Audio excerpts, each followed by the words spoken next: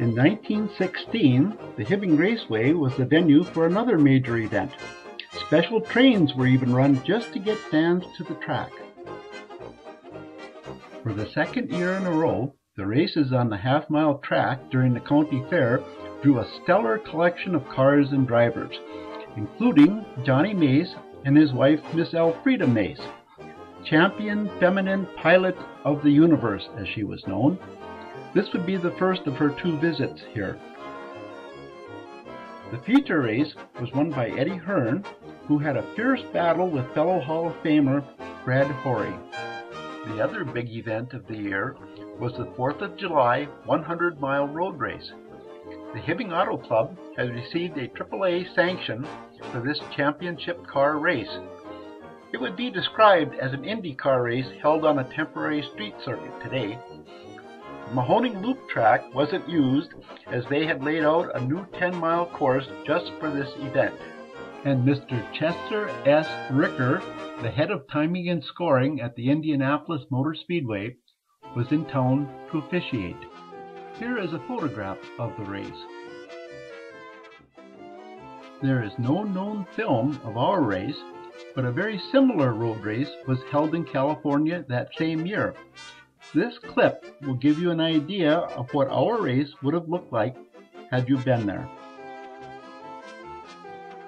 The winner of our race on that 4th of July day was Elmer T. Shannon from Chisholm, Minnesota.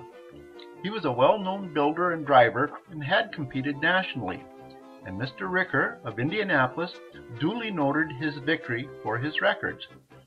But what no one could have known on that day was that Mr. Shannon and Mr. Ricker would meet again, and it would result in Shannon nearly losing his life. By the spring of 1919, local driver Elmer T. Shannon of Chisholm had acquired a Duesenberg race car, and he fitted it with an engine of his own design. He named the car the Masava Special.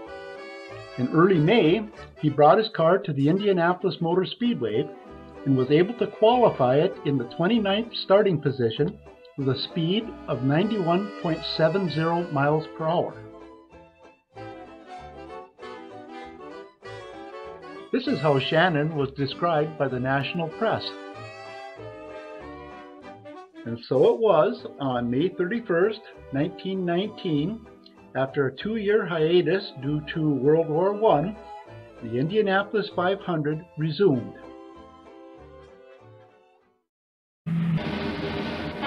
Only 7 months after the armistice, Marshal Foch is talking with Louis Chevrolet at the Indianapolis 500 miles victory sweepstakes.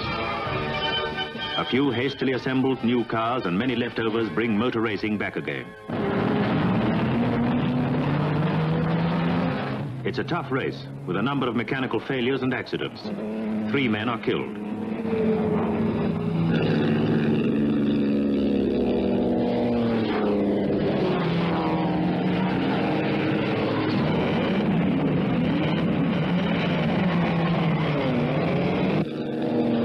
The French bellows, which had been designed and built at a cost of some $120,000, are disappointing.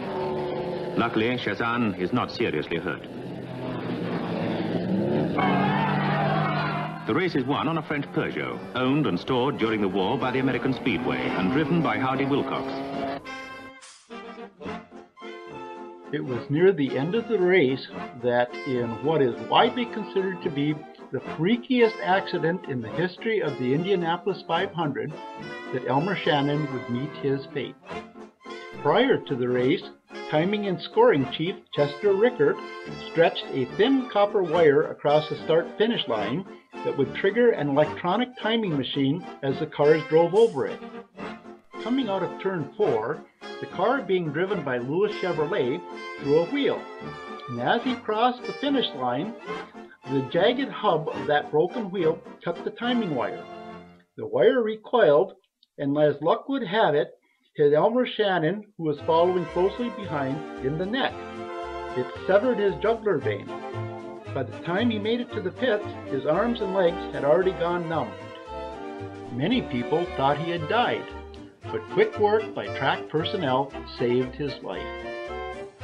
And he must have healed quickly, because barely a month later he had shipped his car to New York, as he had entered the big 4th of July race at Sheepshead Bay.